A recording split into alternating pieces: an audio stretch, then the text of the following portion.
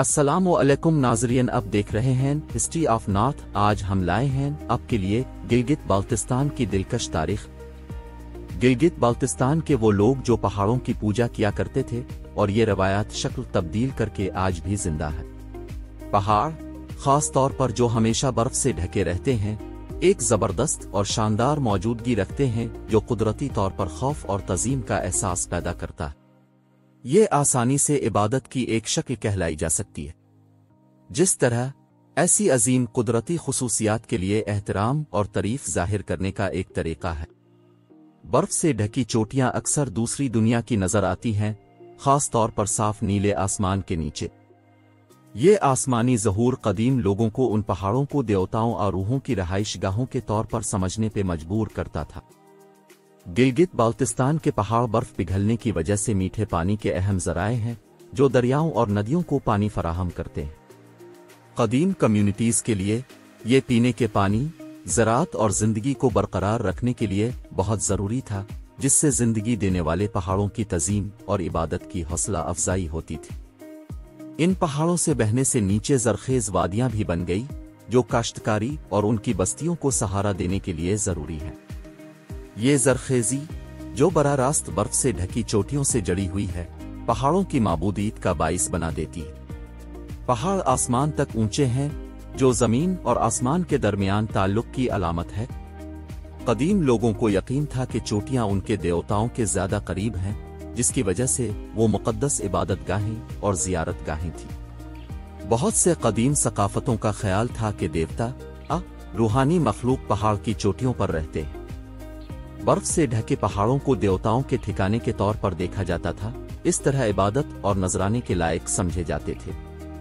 پہاڑ قدرتی قلعہ بندی کا کام کرتے تھے، حملہ آوروں اور سخت موسم سے تحفظ فراہم کرتے تھے۔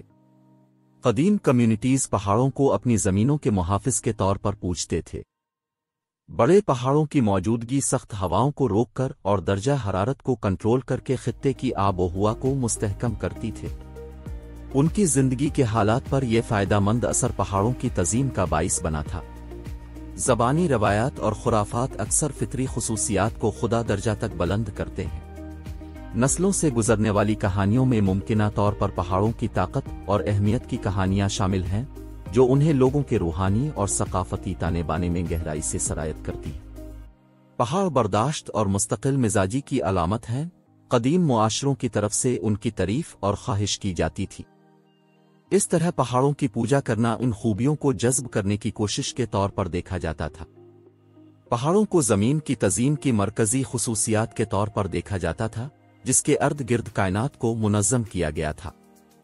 یہ بہت ساری قدیم ثقافتوں کے اپنی بستیوں اور مذہبی طریقوں کو نمایاں قدرتی خصوصیات کے ساتھ سیدھ میں لانے کے طریقوں سے ہم آہنگ ہے۔ پہاڑوں اور ان کی چوٹیوں کی پوزیشننگ کا تعلق آسمانی واقعات سے سمجھا جاتا تھا۔ 500 سال قبل مسیح کے لگ بھگ گلگت بالتستان میں قدیم لوگوں کی طرف سے برف سے ڈھکے پہاڑوں کی پوجا ایک کثیر جہتی عمل کے طور پر سمجھا جاتا تھا، جس کی جڑ پہاڑوں کی خوفناک جسمانی موجودگی، پانی اور رزق فراہم کرنے میں ان کے اہم کردار، خدا سے ان کا علامتی تعلق تھا، اور ان کا تحفظ اور ماحول پر مستحکم اثر و رسوخ۔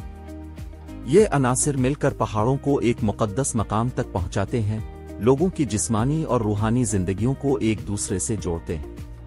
پہاڑ زمین کی تعظیم میں ایک مستقل بصری لنگر فراہم کرتے ہیں، جو بدلتی ہوئی دنیا میں استحکام اور تسلسل کا احساس پیش کرتے ہیں۔ یہ جذباتی یقین دہانی ایک گہرے نفسیاتی تعلق اور تعظیم کو فروغ دے سکتی ہے۔ برف سے ڈھکے پہاڑوں کا سراسر پیمانہ اور خوبصورتی خوف اور حیرت کو متاثر کرتی ہے، جو انسانی روح کو بلند کر سکتی ہے اور احترام اور تعظیم کا گہرا احساس پیدا کرتی ہے۔ پہاڑوں میں اکثر قیمتی وسائل ہوتے ہیں، جیسے معدنیات، جڑی بوٹیاں اور لکڑی۔ معاشی بقا کے لیے ان وسائل پر انحصار پہاڑوں کی عبادت کا باعث بنا ہے۔ ان پہاڑوں کی ڈھلوانوں پر موجود الپائن مرغزار مویشیوں کے لیے اہم چراگاہ فراہم کرتی تھے، جو قدیم معیشت اور خوراک کی فراہمی کے لیے بہت ضروری تھے، جس سے شکر گزاری اور عبادت کی حوصلہ افزائی ہوتی ہے۔ بہت سی قدیم ثقافتوں کے لیے پہاڑ ان کی شناخت اور ورثے میں مرکزی حیثیت رکھتے تھے۔ ان کا ایمان تھا کہ ان کے آباء و اجداد کی روحیں ان پہاڑوں میں رہتی ہیں، जिसकी वजह से वो उनकी सकाफती दास्तानों के लिए मुक़द्दस और लाजिम व मलजूम थे। पहाड़ अक्सर तारीखी निशानात के तौर पर काम करते हैं, जहां अहम वाक़यात पेश आए, जैसे लड़ाइयाँ, मुआहदे, हिजरत। ये तारीखी अंजुमने पहाड़ों को एक काबिल एहतराम मकाम तक पहुंचाती हैं। पहाड़ अहम रसूमात और तकारीब के लिए जगह के तौर पर काम करते थे, बशमूल गुजरने की रसूमात, मौसमी तकरीबात और देवताओं को नजराने। इन रसूमात की मुक़द्दस नौइयत पहाड़ों की रूहानी अहमियत को तक़वियत बख्शती है। पहाड़ यात्रा के लिए मकामात बन सकते हैं, जहां अफराद अगिरो रूहानी रोशन ख्याली, तपस्या, बरकत हासिल करने के लिए सफ़र करते हैं। इस तरह उनके तक़द्दुस को तक़वियत मिलती थी। पहाड़ मकामी मौसमी नमूनों पर असर अंदाज होते हैं, बशमूल बारिश और दर्जा हरारत के ज़ाब्ते। कदीम लोगों ने इन असरात का मुशाहिदा करते हुए हो सकता है कि पहाड़ों को मौसम पर खुदा जैसा कंट्रोल करार दिया हो, जो उनकी इबादत की ज़मानत देता था।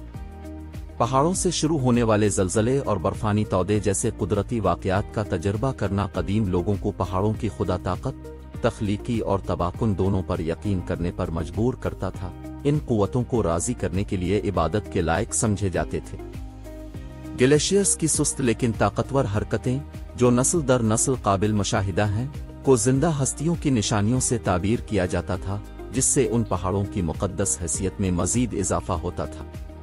पहाड़ों को फलकियाती मुशाहदात और तक़वीम के मकासिद के लिए आसमानी अजसाम के साथ हम आहंग करने के लिए इस्तेमाल किया जाता था, जो उन्हें लोगों के कायनाती अकायद और तरीक़ों में सरायत करते थे।